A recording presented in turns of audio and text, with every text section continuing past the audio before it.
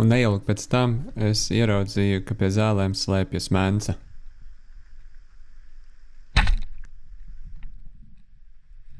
Varbūt nebija tā pati lielākā, bet bija prieks, ka ir pirmā mence un vēl pēc tam zelta krāsā. Pēc savas pirmās mences nometīšanas es pamanīju ūdenī peldam kaut ko diezgan dīvainu. Un tas bija jūras velns. Īstenībā pirmo reizi redzēju Norvēģijā šo te zivi. Un jāatzīst, ka jūras velni ir agresīvi. Tad, kad vairāk zivis nevarēja atrast, es izdomāju papeldēt uz kādu citu pusi, lai pameklētu jūras ķemītes.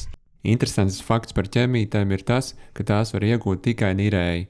Vai nu bez baloniem, vai nu ar baloniem, bet tikai nirēji. Noķert ar makšķeru viņas nevar.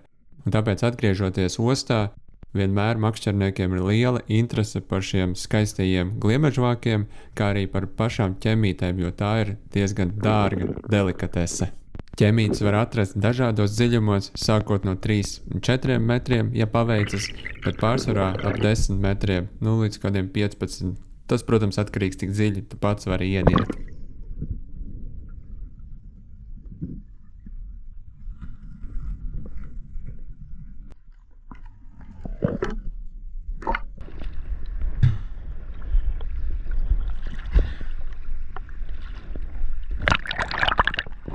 Viens no labākajiem veidiem, kā pielavīties zivī, ir peldēt gar šādu zāļu sienu un tad skatīties, vai aiz stūra neparādās kādas zivs. Šādā veidā arī lielās zivis netiek izbaidītas.